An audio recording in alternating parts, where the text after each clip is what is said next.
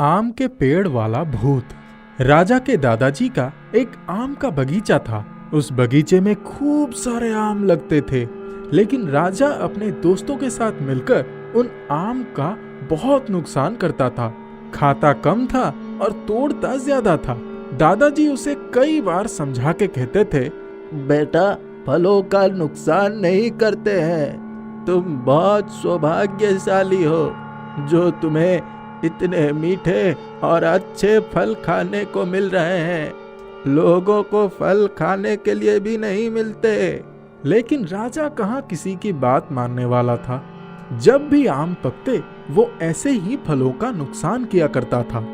इस बार भी दादाजी के बगीचे में आम का फसल बहुत अच्छे हुए थे। देखो राजा, इस बार आम बहुत अच्छे पके हैं। तुम अपने दोस्तों के साथ फलों का नुकसान मत करना। ठीक है दादाजी, आप चिंता मत करिए। लेकिन दादाजी को राजा पर बिल्कुल भी भरोसा नहीं था और वैसा ही हुआ।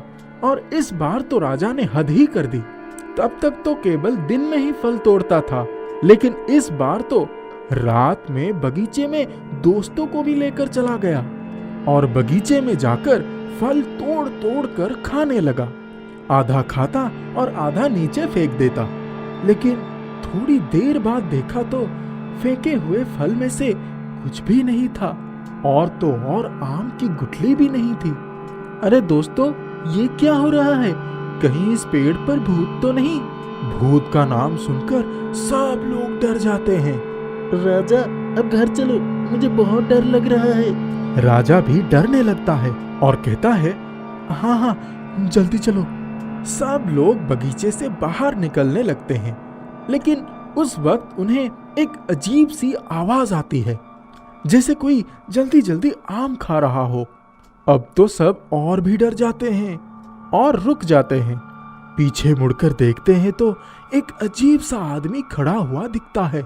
उसको देखते ही सारे बच्चे चिल्लाने लगते हैं और दौड़ लगाने लगते हैं। भागो भागो, भूत भूत! रुक जाओ, नहीं तो मैं तुम्हें खा जाऊंगा। इतना सुनते ही सब रुक जाते हैं और अपनी जगह पर खड़े हो जाते हैं।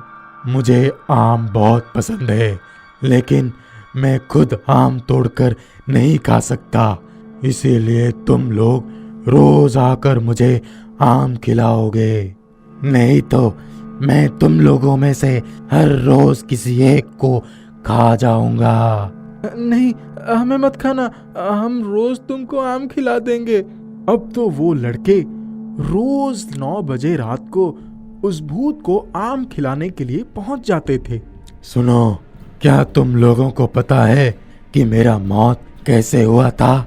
नहीं, हमें कैसे पता होगा? भूख से मेरा मौत हुआ था। मैंने 8 दिन से कुछ नहीं खाया था, क्योंकि मेरे पास खाने के लिए कुछ भी नहीं था। तुम लोगों के पास सब कुछ है, लेकिन तुम खाने को नष्ट कर रहे हो। तुम्हें हमेशा खाने की चीजों का सम्मान करना चाहिए, इतना नहीं फेंकना चाहिए। हमें माफ कर दीजिए भूत अंकल, हम आगे से ऐसा नहीं करेंगे। हमने सचमुच बहुत फलों का नुकसान किया है, हाँ, हमें माफ कर दो। ठीक है, कल से तुम लोग मुझे आम खिलाने के लिए मत आना, लेकिन आगे से अगर कभी भी तुम लोगों ने खाने पीने का नुकसान किया तो मैं फिर से आ जाऊंगा। नहीं नहीं, आप दोबारा वापस मत आना, हम कभी ऐसा नहीं करेंगे। सब बच्चे अपने अपने घर चले जाते हैं और दूसरे दिन से फलों का नुकसान करना और खाने पीने चीजों का नष्ट करना बंद कर देते हैं। ये सब देखकर दादाजी चैन की सांस लेते हैं। कुछ दिनों में सभी लड़के सुधर जाते हैं। दादाजी कुछ दिन के बाद उन सभी लड़कों को बगीचे में बुलाते हैं और उस गंदे आदमी को भी बुलाते हैं जो कि भूत बनकर लड़कों को डरा रहा था। उस भूत को देखकर लड़कों की तो हालत ही खराब हो जाती है। भूत, तुम वापस क्यों आ गए? हमने तो खाने पीने की चीजों को व्यर्थ करना बंद कर दिया है। बच्चों, ये कोई भूत नहीं है, मैंने ही इसे बगीचे की चौकीदारी के लिए नौकर रखा था, लेकिन तुम लोगों ने इसे भूत समझ लिया। इसीलिए इसने तुम्हें सबक सिखाने के लिए ये सब नाटक किया। वो तीनों लड़के सारी बात बहुत जल्दी समझ जाते हैं। हमें माफ कर दीजिए दादाजी, हम कभी भी ये समझ नहीं पा रहे थे कि हमें खाने पीने की चीजें व्यर्थ नहीं करना चाहिए। आगे से हम कभी भी ऐसा नहीं करेंगे। एक गांव में चंदन नाम का एक दर्जी रहता था। वो अक्सर बीमार रहता था, इसीलिए अपना काम ठीक से नहीं कर पाता था। उसकी पत्नी सिलाई करती और लोगों के घरों में जाकर छोटा मोटा काम भी करती थी, जिससे किसी तरह उनका गुजारा चलता था। उनके कोई संतान नहीं थी। उनका घर भी पुराना और जर्जर था। उनके पास कोई आय का साधन नहीं था। वे दोनों बहुत चिंतित रहते थे। एक तो चंदन की बीमारी, दूसरे किसी आय का ना होना। हमेशा उनको चिंता सताती रहती कि घर का खर्चा कैसे चलेगा और चंदन की दवाइयां वगैरह कहां से आएंगे। एक बार एक विचित्र घटना घटी। रात में किसी ने उनका दरवाजा खटखटाया। चंदन ने दरवाजा खोला। दरवाजे पर एक आदमी खड़ा था। चंदन उसे पहचानता नहीं था। उस आदमी ने कहा, चंदन, मैं तुम्हारी दुख को समझता हूँ, इसीलिए मैं तुम्हारे पास आया हूँ। तुम और तुम्हारी पत्नी सुख से रह सको, इसके लिए मैं सभी सुविधाएं प्रदान कर सकता हूँ और तुम्हारी बीमारी भी ठीक कर सकता हूँ। लेकिन मेरी एक शर्त है। कैसी शर्त? 10 साल के बाद तुम्हें अपनी पत्नी सहित मेरे साथ आना होगा। उस अपरिचित व्यक्ति ने कहा, पर बात उसकी समझ में नहीं आई। फिर भी वो सहमत हो गया। उसने पूछा, लेकिन आप हैं कौन? ये तो बताइए। चंदन को कोई उत्तर नहीं मिला और वो अपरिचित व्यक्ति अंधेरे में अदृश्य हो गया। चंदन ने दरवाजा बंद कर लिया और सोचते सोचते सो गया। सुबह हुई। चंदन और उसकी पत्नी नींद से जागे। तब उन्हें बहुत आश्चर्य हुआ। उनका पुराना घर आलीशान बंगले में बदल गया था। घर में सभी सुख सुविधाएं हो गई थी। अड़ोस पड़ोस और गांव के सभी लोगों को यह देखकर बहुत आश्चर्य हुआ।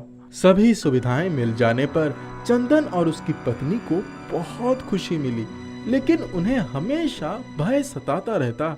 उनके घर में जरूर कोई भूत या जिन घूम रहा है। तो उससे वो एकदम पूछ बैठते, तुम कौन हो? 10 वर्ष के बाद तुम्हें हमसे क्या काम है? मैं जिन हूँ। 10 वर्ष के बाद मुझे तुम्हारी आवश्यकता है। मैं तुम दोनों को ले जाऊंगा। तुम्हारे द्वारा मैं एक खास काम करवाना चाहता हूँ। चंदन और उसकी पत्नी को इस तरह के शब्द अक्सर सुनाई देते। इससे दोनों डर जाते और कभी कभी उन्हें चिंता के मारे नींद भी नहीं आती। इसी प्रकार समय गुजरता गया। चंदन और उसकी पत्नी को निरंतर यह चिंता लगी रहती कि जिन उनसे क्या करवाएगा। एक रात वे दोनों बैठे हुए बातें कर रहे थे। उसी समय वहां एक लाल परी प्रकट हुई। उसने कहा, चंदन, मैं तुम्हारी चिंता का कारण समझती हूँ। वो जिन परी लोक की 7 परियों को अपने वश में करना चाहता है, जिससे वो सारी परियों को कैद करके उनसे उनकी जादुई शक्तियां छीन लेगा। लेकिन इस काम के लिए उसे तुम्हारी और तुम्हारी पत्नी की बलि देनी होगी। यह सुनकर चंदन और उसकी पत्नी बहुत घबरा गए। लाल परी बोली, मैं तुम्हें एक उपाय बताती हूँ। उसके अनुसार काम करोगे तो तुम्हारी समस्या खत्म हो जाएंगी और तुम जीवन भर आनंद से रह पाओगे। लाल परी चंदन और उसकी पत्नी को उपाय बताकर अदृश्य हो गई। किसी तरह से 10 वर्ष पूरे हो गए। अब तो चंदन की तबीयत भी ठीक हो गई थी। एक रात जिन मनुष्य के रूप में चंदन के पास आया और बोला, तुम दोनों मेरे साथ चलो।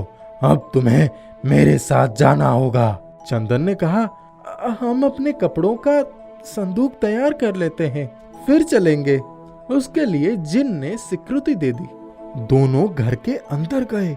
चंदन और उसकी पत्नी लोहे का खाली संदूक लेकर बाहर आए। चंदन ने खाली संदूक दिखाकर कहा, हमने सुना है जिन अपना आकार आराम से बड़ा और छोटा कर सकता है, तो क्या आप इस संदूक में भी समा सकते हैं? मुझे लगता है कि आप जिन होते हुए भी इतने छोटे नहीं हो सकते। जिन ने इसे अपना अपमान समझा और चंदन और उसकी पत्नी के सामने वाहवाही लूटने के कारण वो तुरंत अपने शरीर के आकार को छोटा कर लोहे के संदूक में बैठ गया। चंदन ने परी की सलाह के अनुसार तुरंत ढक्कन बंद कर उसमें ताला लगा दिया और लाल परी का बताया हुआ एक मंत्र पढ़ा। थोड़ा पानी का छींटा मारा। संदूक से बाहर निकलने के लिए जिन ने बहुत हाथ पैर मारे। वो चीखता रहा, चिल्लाता रहा, लेकिन वो सफल नहीं हुआ। इसके बाद चंदन और उसकी पत्नी उस संदूक को लेकर एक बड़े से खाई के पास गए और उस खाई में उसे फेंक दिया। जिन की हड्डियां चूर चूर हो गई। चंदन लाल परी का धन्यवाद करते हुए अपनी पत्नी के साथ घर लौट आया और वे दोनों आनंद पूर्वक अपने जीवन बिताने लगे।